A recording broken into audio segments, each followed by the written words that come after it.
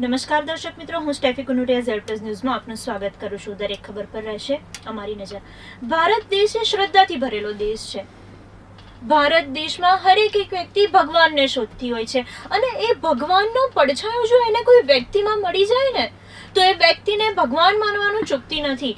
અને જ્યારે આ વાત આવે ત્યારે મને એક નામ જરૂર યાદ આવે છે અને એ છે ચંદ્ર સ્વામીજી, જેને લોકો આત્મિકતાના ભગવાન માનતા હતા અને હજુ પણ માને છે. અને એમના જ અનુયાયી सुनील चंद्र स्वामी जी हमारे साथ स्टूडियो में हाजिर है. जी स्वामी जी, आपका स्टूडियो में स्वागत है. जी स्वागत है. स्वामी जी, सबसे पहले तो हम बात करें तो अभी का जो दौर है उसमें सुसाइड बहुत चल रहा है. कहीं ना कहीं आपको ऐसा लगता है कि लोग अकेलापन काफी महसूस कर रहे हैं? जी बिल्कुल, लोग अपने आप को बहुत अकेला महसूस कर रहे हैं. मैं इसमें सरकार को कोई दोष नहीं दूंगा, जैसे लोग दोष ठहराते हैं बेरोजगारी को और को न इसमें कोई बेरोजगारी का दोष है. जब इंसान के पास कुछ काम नहीं रहेगा तो वो क्या करेगा बेचारा. जी, उसकी एक तरह सोसाइटी की रहेगी ना.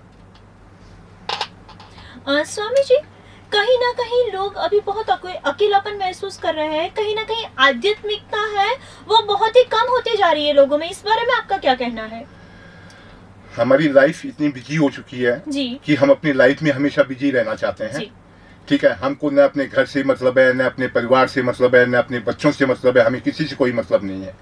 और जब हमें कोई कुछ क्षण परिवार के साथ बैठने का टाइम निकालना पड़ता है या कुछ करना पड़ता है तो हम परिवार को ही दिखाते हैं कि नहीं, मेरे पास काम बहुत है, मेरे पास ऑफिस और मैं फ्री नहीं हूँ. ठीक है, तो एकांकीपन में जब इंसान रहेगा तो उसको क्या परिवार अच्छा लगेगा, क्या क्या अच्छा लगेगा. इसीलिए इंसान आज की तारीख में अकेला होता जा रहा है. ये अकेलापन जो महसूस करने की बात है स्वामी जी, ऐसा क्यों होता है? क्योंकि भारत देश में तो कई जगह पे माँ बाप हमेशा बच्चों के साथ रहते हैं, हमेशा बच्चों की लाइफ में माँ बाप का एक अलग प्रभाव रहता है, पर फिर भी ये अकेलापन क्यों महसूस होता है? ये बच्चों को सोचना चाहिए. जी, बच्चों के पहले गुरु होते हैं माँ बाप. माँ बाप, जी सही बात है. ठीक है, जो कुछ माँ बाप सिखाते हैं, गुरु तो बाद में आता है, जो भी हमारी जिंदगी का गुरु बनता है, लेकिन हमारी जिंदगी की जो पहली गुरु है वो माँ है.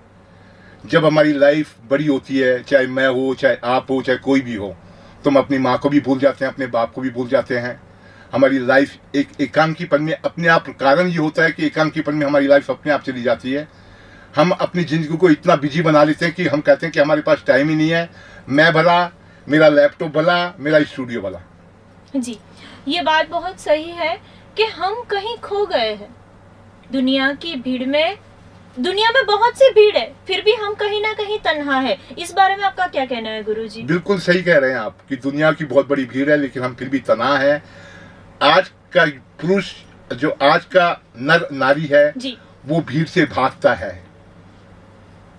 क्योंकि उसको एकांकीपन अच्छा लगता है. वो अपना एकांकीपन में ही रहना चाहता है. ठीक है, आजकल सोशल मीडिया का जमाना है. जी, सोशल मीडिया की तरफ हम भागते हैं.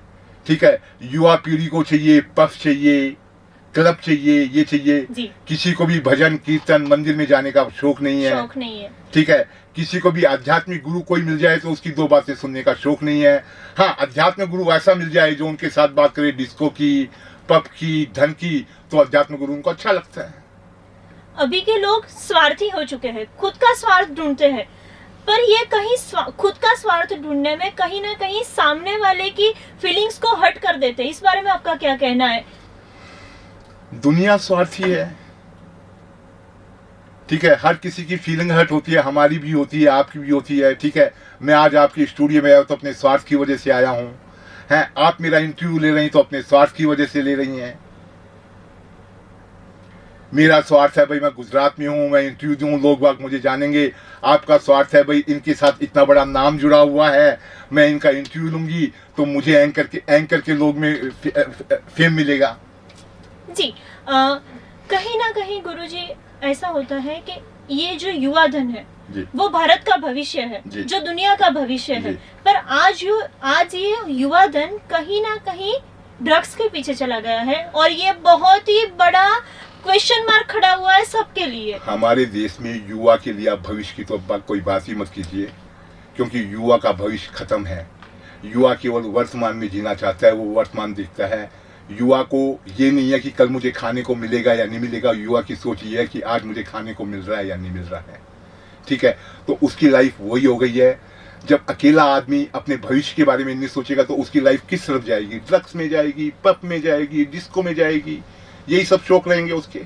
गुरुजी, आपको ऐसा लग रहा है कहीं ना कहीं के दिशाहीन होता जा रहा है हमारा? बिल्कुल, हमारा देश बिल्कुल दिशाहीन होता जा रहा है, और इस दिशाहीन को खत्म करने के लिए हमारे देश के अंदर जो ये कॉन्वेंट स्कूल है जी, इंग्लिश मीडियम के स्कूल है, इसको खत्म करना पड़ेगा।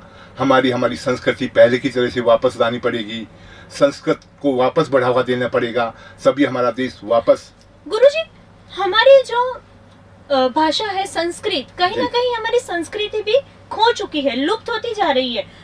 वो लुप्त ना हो, क्या करना चाहिए?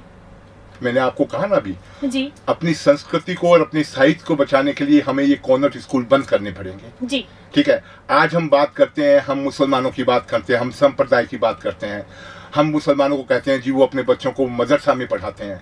ठीक है, उनका संप्रदाय जुड़ा हुआ है, वो आज अपने बच्चों को कॉन्वेंट स्कूल में नहीं पढ़ाते, मदरसा में ही पढ़ाते हैं।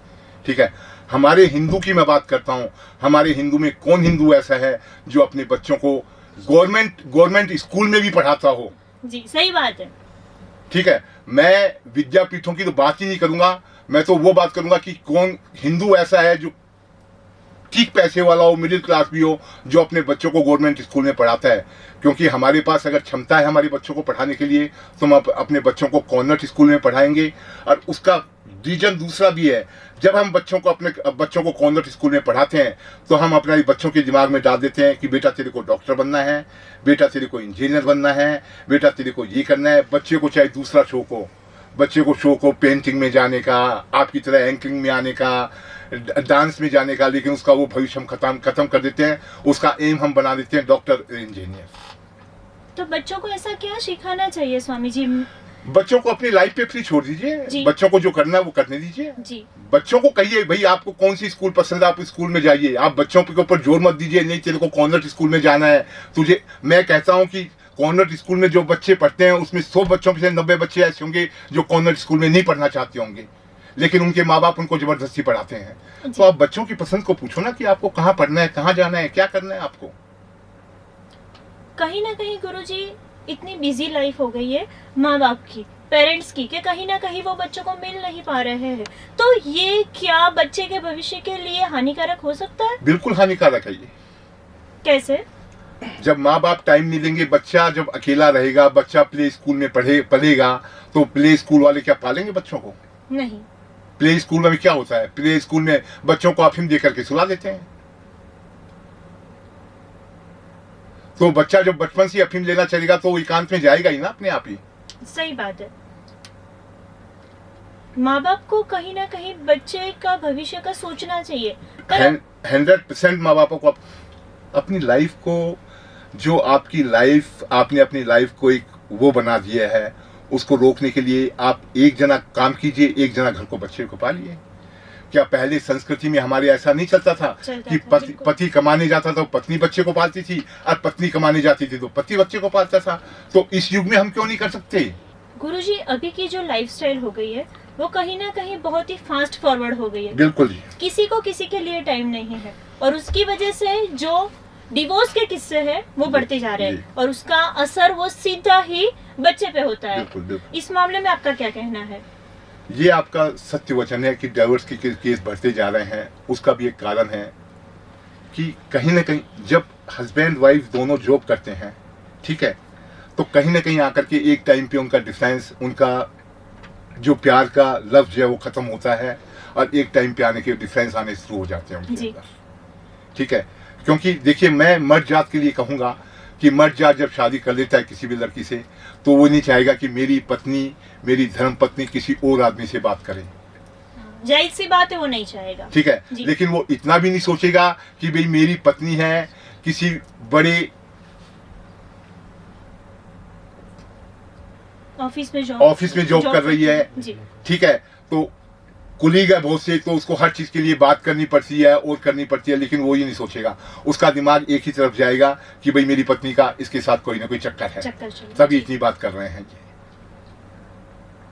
यही है, इसी चीज का बच्चों पे असर पड़ रहा है आजकल। जी, पर ये चीज ना हो उसके लिए क्या करना चाहिए स्वामी जी? प्रेम भाव बना रहे। उसके लिए प्रेम भाव बना रहे। मैं तो कहता हूँ कि मैं देवियों से विनती करता हूँ, जिनके पति शक पैदा करते हैं, उन देवियों से मैं विनती करता हूँ वो अपने घर में बैठ जाए, अपने पति को कहे भाई जो तू कमा के लाएगा उसमें मैं अपने बच्चे को भी पालूंगी, अपना भी पेट पालूंगी, तू कमा, मैं घर में रहती हूँ, मैं घर संभालती हूँ, सारी समस्या खत्म देश के अंदर। लेकिन सबसे बड़ी प्रॉब्लम तो ये हो गई ना, हर किसी की अपनी अपनी प्रॉब्लम है। आज मेरी प्रॉब्लम है, मुझे मेरा ड्रेसर चाहिए लाखों रुपए का, मुझे मेरा हेयर स्टाइल चाहिए 1000 रुपए का। वही आजकल देवियों की प्रॉब्लम है, उनको मेकअप चाहिए 5000 रुपए का, उनको रोज अपने बाल हेयर स्टाइल करने हैं। ठीक है, अब जब बेचारा पति कमाएगा नहीं तो कहां से हेयर स्टाइल कर देंगी, कहां से अपना मेकअप कर देंगी? जरूरत से ज्यादा शौक पालते हैं वो, कहीं ना कहीं अपने परिवार को खो देते हैं। इस बारे में आपका क्या कहना हर है? परिवार को ही नहीं, हर चीज को खो देते हैं वो जी, बच्चों को भी खो देते हैं, अपने पति को भी खो देते हैं, अपने माँ बाप को भी खो देते हैं, और अपनी आगे की जो जिंदगी है उसको भी खो देते हैं। वो केवल वर्तमान में जीते हैं कि हम आज जो कर रहे हैं वो अच्छा कर रहे हैं, कल हमारे साथ क्या होने वाला है कुछ नहीं पता है। जी। गुरु जी,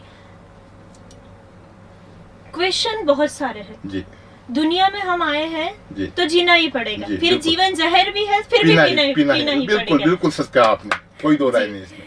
गुरु जी, यहाँ बात ये आती है कि हमें आध्यात्मिकता की जरूरत है। जी बिल्कुल जी। जी इस बारे में आप दर्शकों को कुछ बताइए। बिल्कुल।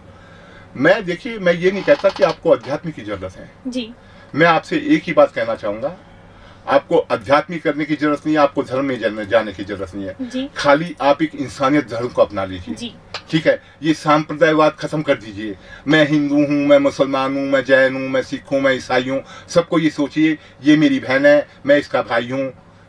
ठीक है, ये मेरी माँ है, ये मेरा बाप है। सबके लिए आप ये ले आइए तो अपना राष्ट्र पूरा एक हो जाएगा, क्योंकि हिंदू राष्ट्र कभी हिंदू राष्ट्र नहीं हो सकता। जी, सही बात है। मैं आपकी बात के साथ सहमत हूँ कि हम सबको भाईचारा बनाए रखना बिल्कुल चाहिए। जी, बिल्कुल जी गुरु जी, जी। पर ये कहीं ना कहीं भाईचारा आज टूट रहा है। क्या आपको ऐसा नहीं लगता है जो धर्म के ठेकेदार बैठे हैं वो कहीं ना कहीं लोगों के दिल में, दिमाग में जहर भर रहे हैं? धर्म के ठेकेदार है ही नहीं कोई। जी, आज धर्म के ठेकेदार भी सब राजनीति में आना चाहते हैं। जी, कोई प्रधानमंत्री बनने की लड़ाई में जो धर्माचार्य है, कोई चाहता है मैं प्रधानमंत्री बन जाऊं, कोई कहता है मैं राष्ट्रपति, तो धर्माचार्य रहा कहां? जी, सही बात है। गुरु जी, हमें अगर भगवान के ज्यादा निकट जाना हो तो हम क्या कर सकते हैं? क्योंकि सभी प्रश्नों का जो सॉल्यूशन है, जो जवाब है, वो यही है कि हमें भगवान के ज्यादा निकट जाना चाहिए। वही है जो हमें संभाल सकता है। जी बिल्कुल। मैं आपको ये नहीं कहूंगा कि आप पूजा कीजिए, आप पाठ कीजिए। मैं आपसे एक विनती करूंगा, उस विनती को आप स्वीकार कर लीजिएगा, मेरे लिए बहुत होगा। आप अपने घर में रोज नहाते धोते हैं, नहाने धोने के बाद खाली भगवान का नाम लेके भी नहीं, ऐसे ही अपना शौक पूरा करने के लिए 2 अगरबत्ती जलाइए। 2 अगरबत्ती जला के अपने घर में कहीं भी लगा दीजिए, बस इतना कीजिए आप। यही अध्यात्म आपके लिए बहुत बड़ा होगा। जेड प्लस स्टूडियो में आया हुआ हूँ और मैं चाहूंगा ये स्टूडियो राष्ट्रहित की बातें करे। जो आजकल मीडिया राष्ट्र अहित की बातें कर रहे हैं, मैं चाहूंगा ये स्टूडियो बिल्कुल वो बातें नहीं करे। राष्ट्र, मेरी पूरी शुभकामना है और मैं सदैव इस स्टूडियो के लिए हाजिर हूँ। जब भी ये मुझे याद करेंगे मैं आने के लिए तैयार हूँ। और ये हमेशा प्रोग्रेस करे और हमेशा बढ़ता रहे। खाली गुजरात में नहीं, ये पूरे देश में अपना नाम करे। देश में नहीं, इंटरनेशनल में अपना नाम करे। धन्यवाद। दर्शकों को जो आपने आध्यात्मिक वचन दिए उसके लिए आपका धन्यवाद। Thank you. ફરીથી મળીશું આજ સમય આજ ચેનલ પર. ત્યાં સુધી રજા આપશો. નમસ્કાર.